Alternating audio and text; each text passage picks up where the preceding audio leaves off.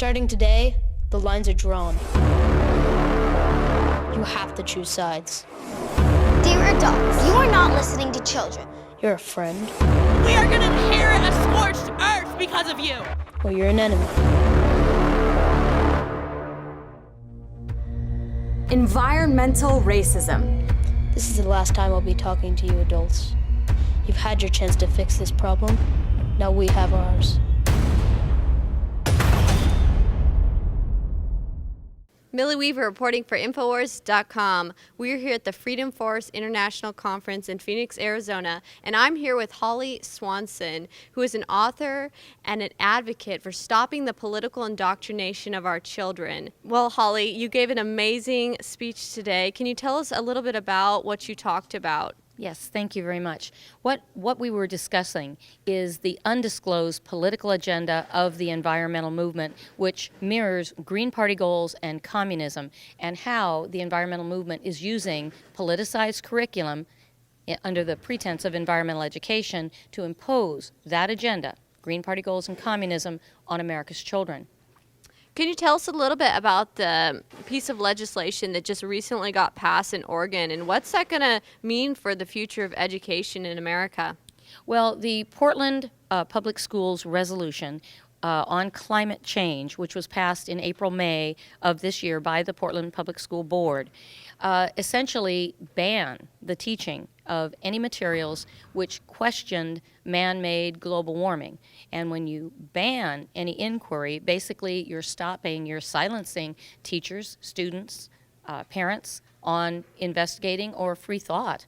Science is based on facts and inquiry. This is political indoctrination because you're taking away any ability to really question or investigate. So the impact that will have is the resolution itself also included specific components of teaching, including teaching all students to see themselves as social justice activists. What's critical to understand is the meaning of social justice, according to environmental education, is to essentially achieve the equality of distribution of goods and wealth throughout society. That matches, that definition, achieving the equitable distribution of goods and wealth throughout society, matches the CIA definition of a communist system of government. So essentially having that social justice component as part of teaching climate change means that the Portland public school system, knowingly or unknowingly, will be teaching some 49,000 students preschool through high school to be essentially against our form of government and for a communist form of government, because before you can distribute wealth and goods equally, you have to be able to control those goods and wealth. So in America right now, where independence is king, that doesn't fly with a free enterprise system.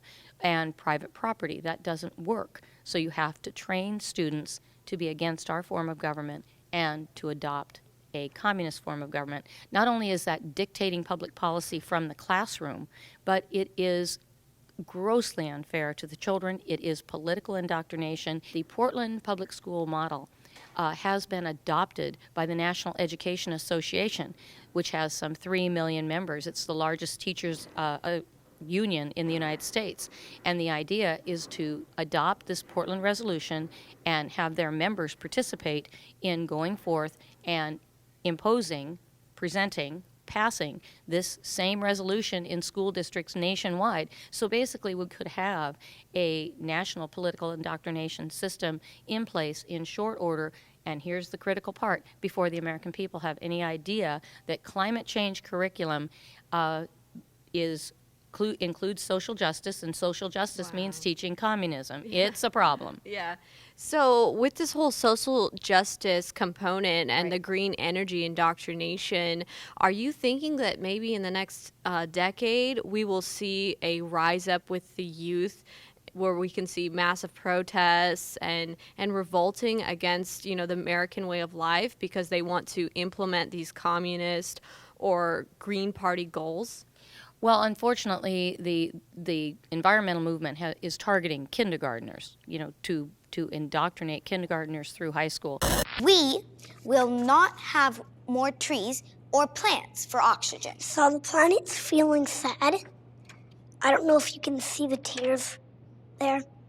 Dear Earth, Get well soon. This is my idea. My idea for solving climate change. We only have one Earth, and it is up to us to take care of it. when I found I Matter, youth were driving it, youth were building the websites, youth were taking the action, youth were writing the legislation. The youth of I Matter, they are the future. They become the face of climate change, and they can compel action just with their presence. I Matter transcends the normal politics of this conversation. Our young people, kindergartners, 6-year-olds, do not understand the value of freedom, what makes a society work or not work, why our government system is so wonderful. They don't understand that. But they do understand fear. And the idea is to use fear of a dead planet, global catastrophe, to train them, literally train them to conform to the agenda of the environmental movement. The idea is to use fear of global warming catastrophe, of losing all the species. You take away the child's hope, you take away their dreams, and you force them, basically emotionally blackmailing them to conform to this. You become a vegetarian, ride your bike, walk or skateboard, this whole mentality of limitation. And the idea is that from this limitation, then the students will, just as they do in communist countries, they will just go along to get along. And so the weight of the world on the children's shoulders, we don't put a child in an emergency room and say, you help this patient. That's too much for a child. We don't allow a child to drive. We don't allow a child to vote for that same reason. They don't have the emotional maturity. They don't have the frame of reference. And what is going on in our schools is absurd. It is putting children in an activist position when they cannot possibly understand the ramifications of the subject at hand. The Portland Climate Change Resolution literally silences the child, the student, from inquiry, from any form of debate. And what happens to free speech there? What happens to free thought there? Some of the most basic components of the freedoms we cherish are being eroded by this on purpose, because if you want children to basically submit or volunteer to green communism, this is the way to go. And all you have to do is understand it's the communist model of education, and this is how Lenin, Stalin, Hitler did it. Why do you care about climate change? It's not that I don't care. I care very much. I don't know where to start. You're misinformed. Yeah.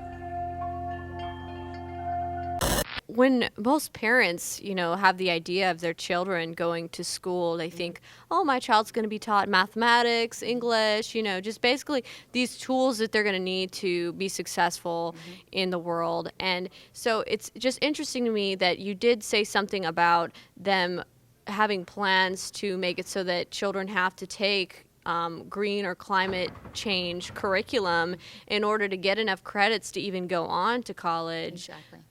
And how that happens is the environmental literacy plans. That's part of the environmental education.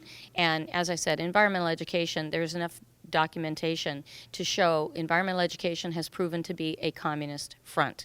And the environmental movement also advancing communism.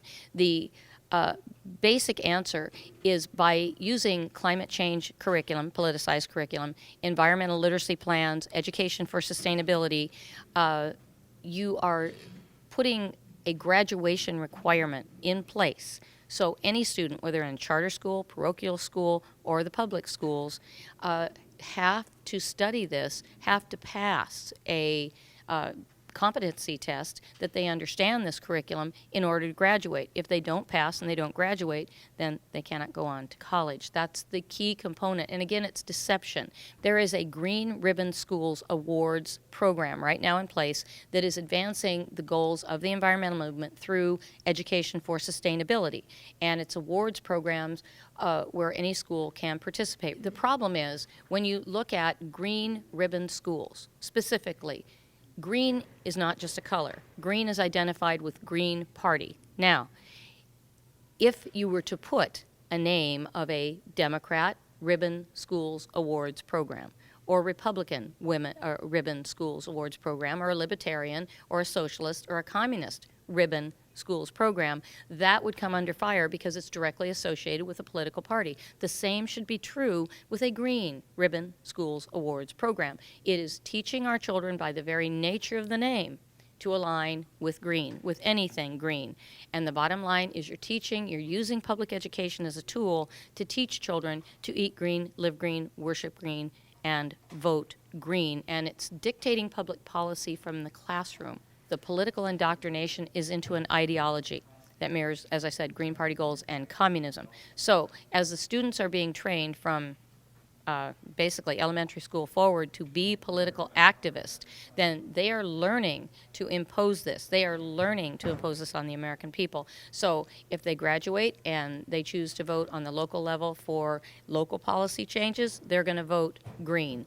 If it turns out that the Green Party is there, they may vote Green Party. But the bottom line is whether the policy, they'll be voting a party line in the policy. And this is the communist model of education to control how the young people vote. If you could send a message to Donald Trump about the education and what needs to be changed exactly, what would that be?